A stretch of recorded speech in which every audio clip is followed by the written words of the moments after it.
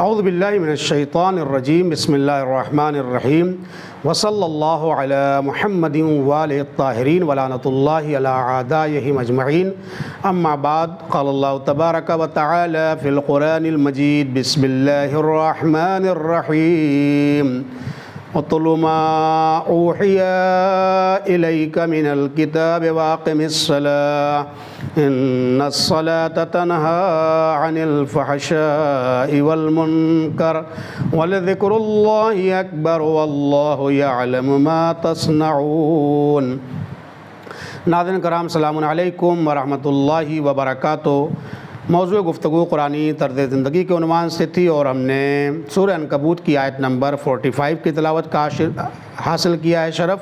اور میں نے پچھلی کلپ میں آپ کی خدمت میں یہ عرض کیا تھا کہ قرآن کریم سے وابستہ ہونے پر ہی ہماری زندگی قرآنی زندگی ہو جاتی ہے، اور ایسے کردار اور کریکٹر کے لوگوں کے بارے میں عرض کیا تھا کہ کچھ ایسے ہیں جن کی زندگی واقعاً قرآنی زندگی ہے، اور کچھ ایسے ہیں جنہوں نے قرآن کے برخلاف عمل کر کے غیر قرآنی زندگی گزاری ہے۔ انشاءاللہ پھر عرض کریں گے۔ آج جو سلسلہ آگے بڑھایا تو اس میں بھی یہ عرض کیا تھا کہ قرآن سے استفادہ کرنے کے ہمارے پاس طریقے اور روش کیا ہیں۔ تو بتایا تھا پہلا مرحلہ ہے کہ ہم قرآن کو سیکھیں، قرأت قرآن۔ دوسرا مرحلہ یہ ہے کہ ہم تلاوت قرآن کو سمجھیں، یعنی تلاوت سے مراد کیا ہے اور اس کے مطابق تلاوت کریں۔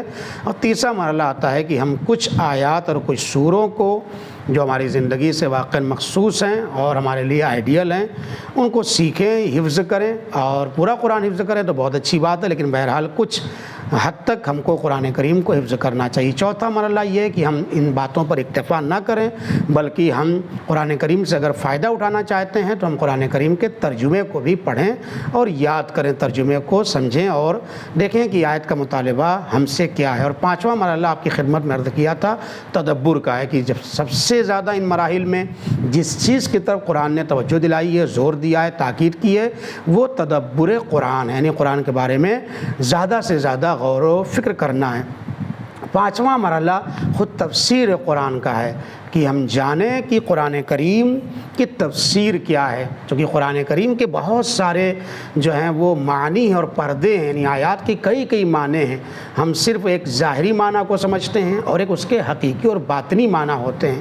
مثلا یہ ید اللہ فوق ایدیہم، مثال کے طور پر اللہ کا جو ہاتھ ہے وہ تمام ہاتھوں کے اوپر، تمام چیزوں کے اوپر، فوق ایدیہم تمام ہاتھوں کے اوپر وہ فوقیت رکھتا ہے۔ خود اس سے کیا مراد ہے؟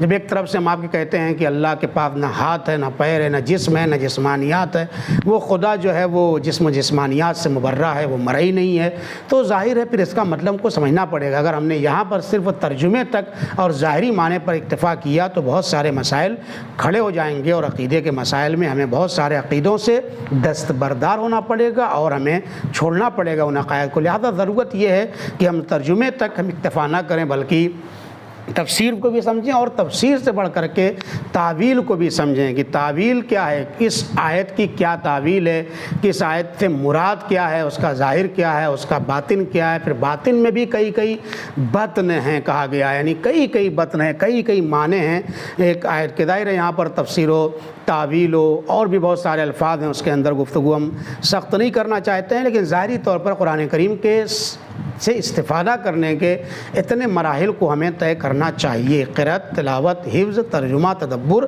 تفسیر اور تعویل تک۔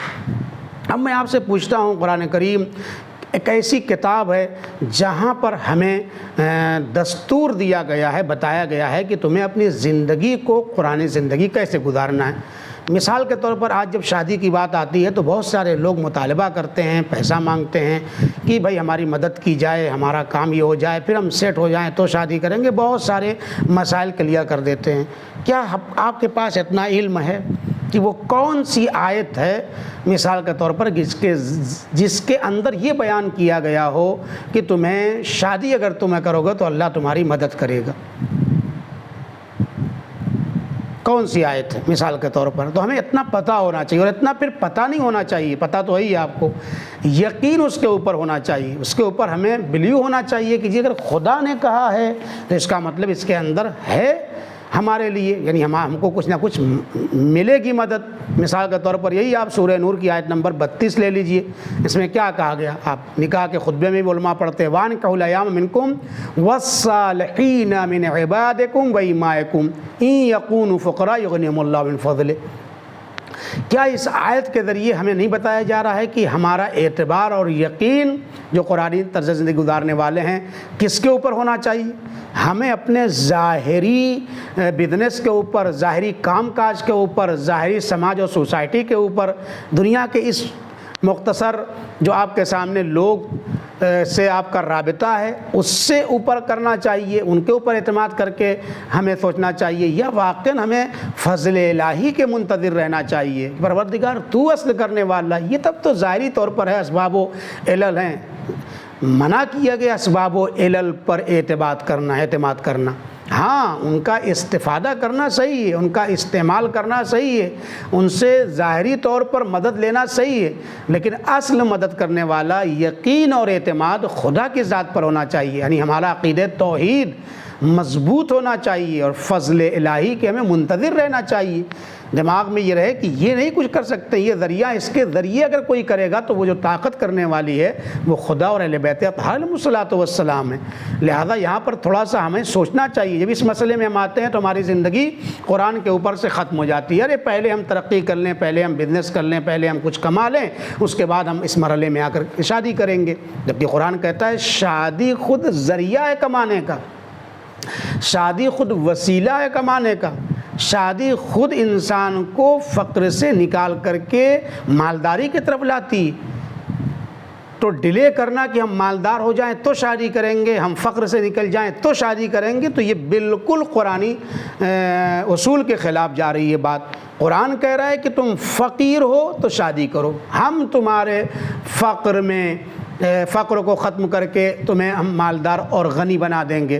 تو یہاں پر ہمیں یہ سوچنا پڑے گا۔ بہرحال اس طرح کی بہت ساری آیات ہیں جس سے ہمیں اپنی زندگی سے نکل کر کے قرآنی طرز زندگی میں آنا پڑے گا، اور جو اعتقاد اور عقیدہ قرآن ہم سے کہتا ہے کہ جو اعتماد اور جو توکل خدا کے اوپر اور خدا کی ذات پر ہونا چاہیے وہ ہمارے لیے آ کر کے کرنا پڑے گا۔ مثال کے طور پر ہم کسی اور پر بھروسہ کریں، یہ صحیح نہیں ہے۔ قرآن کیا کہتا ہے؟ وَمَن يَتَوَكَّلْ عَلَى اللَّهِ فَهُوَ حَسْبُهُ۔ جو بھی کائنات میں اللہ کے اوپر بھروسہ کرتا ہے نا، اللہ کے اوپر بھروسہ کرتا ہے، اللہ تعالیٰ اس کے لیے کافی ہوتا ہے، یعنی پھر وہ انف ہوتا ہے، کسی اور کی ضرورت اس کو ہوتی ہی نہیں ہے۔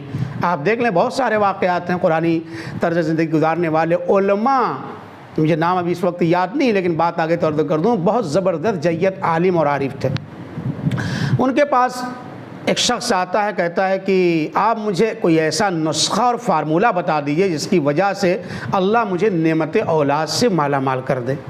مجھے اللہ نے اولاد جیسی نعمت سے محروم کر رکھا ہے، میں محروم ہوں، لہذا آپ کچھ نسخہ بتائیے، دعا کریے۔ تو انہوں نے کہا کیا کیا ہے تم نے اس سے پہلے؟ اس نے کہا میں یہاں گیا، وہاں گیا، اس میڈیکل اسٹور پہ گیا، اس ہاسپٹل میں گیا، سب کچھ کر لیا، کوئی فالٹ بھی نہیں ہے، اور بہرحال اب میں کیا کروں، میں ہر جگہ جا چکا ہوں، اب میں پریشان ہوں۔ تو انہوں نے کہا ایمانداری سے یہ بتاؤ کیا تم نے اللہ کے اوپر بھروسہ کیا، اس کے اوپر عقیدہ رکھا، ایقان رکھا، لفظی نہیں، زبانی نہیں کہ میرا اللہ ایک ہے بس ختم، نہیں، پریکٹیکلی دنیا میں تم نے خدا کو خدا مانا، تسلیم کیا اس کو، اس پر بھروسہ کیا، سچے دل سے تم نے اس کے اوپر اعتماد کیا ہے، تو بتاؤ۔ وہ چپ ہو گیا۔ تو انہوں نے کہا کچھ ضرورت نہیں ہے کرنے کی، تم اگر 20 سال بھی تمہاری شادی کے گزر چکے ہیں اور اولاد نہیں ہوئی ہے نا، تو آج میں تمہیں نسخہ بتاتا ہوں، تم اللہ کی توحید وحدانیت کو جو عقیدہ ظاہراً دل میں ہے اس کو صحیح معنوں میں کر لو، اور اس پر حقیقت میں تم بھروسہ کر لو، اور بھروسہ کرنے کے بعد میں تمہیں ایک نسخہ بتاتا ہوں۔ اگرچہ اس عالم دین نے جو نسخہ بتایا تھا وہ اس کا نسخہ نہیں ہے، وہ تو حقیقت میں ناقل نسخہ ہے، نسخے کو نقل کر رہا ہے۔ یہ تو اصل نسخہ پیغمبر اکرم حضرت محمد مصطفیٰ صلی اللہ علیہ وآلہ وسلم کا نسخہ ہے۔ بتایا کہ کوئی مشکل ہو، اولاد کی مشکل ہو، کوئی اور مشکل ہو، بزنس کی مشکل ہو، تو نماز شب کے وقت میں اس سے پہلے یا اس کے فوراً بعد نماز صبح سے پہلے تم اس نماز کو جو 2 رکعت نماز ادا کر لینا اور اللہ کی بارگاہ میں مکمل بھروسہ کر کے اس سے دعا کرنا، تمہارا مسئلہ حل ہو جائے گا۔ اس نے ایسے ہی کیا، اس کا مسئلہ حل ہو گیا۔ اب وہ نسخہ کیا ہے آپ کی خدمت میں جلدی سے عرض کر دوں چونکہ وقت ختم ہو رہا ہے۔ نسخہ یہ کہ 2 رکعت نماز پڑھے سحر کے وقت، ہر رکعت میں الحمد ایک بار، انا انزلنا ایک بار، بہت آسان سمپل نسخہ ہے۔ انا انزلنا 1 مرتبہ، پھر اس کے بعد 15 مرتبہ استغفر اللہ، ربی واتوب الیہ نہیں کہنا ہے، بس 15 مرتبہ یہی لفظ استغفر اللہ استغفر اللہ استغفر اللہ۔ پھر اس کے بعد وہ رکوع میں چلا جائے، ذکر رکوع پڑھے، پھر 10 مرتبہ کہے، پھر رکوع سے اٹھ جائے 10 مرتبہ کہے، پھر سجدے میں جائے، ذکر سجدہ پڑھ کے 10 مرتبہ سجدے میں استغفر اللہ کہے، پھر سجدے سے اٹھ جائے 10 مرتبہ استغفر اللہ کہے، پھر سجدے میں جائے 10 مرتبہ استغفر اللہ کہے، پھر سجدے سے اٹھے 10 مرتبہ استغفر اللہ کہے، پھر بحول اللہ کے لیے اٹھے۔ بالکل وہی طریقہ ہے جو نماز جعفر تیار کا طریقہ ہے، بس وہاں پہ 4 رکعت نماز جعفر تیار ہے، مخصوص سورے ہیں اور وہاں تسبیحات 4 پڑھتا ہے۔ یہاں پر کوئی مخصوص سورے نہیں ہے، وہی الحمد اور انا انزلنا دونوں رکعتیں پڑھنا ہے، اور استغفر اللہ ربی واتوب الیہ بھی پورا نہیں کرنا، استغفر اللہ کہنا ہے۔ آپ 5 منٹ سے زیادہ اس نماز میں لگنے والا نہیں ہے، آپ پڑھ کر کے دیکھ لیں انشاءاللہ سحر کے وقت اس نماز کو اگر آپ پڑھیں گے اللہ تعالیٰ آپ کی مرادوں کو پوری فرما دے گا۔ والسلام علیکم ورحمۃ اللہ۔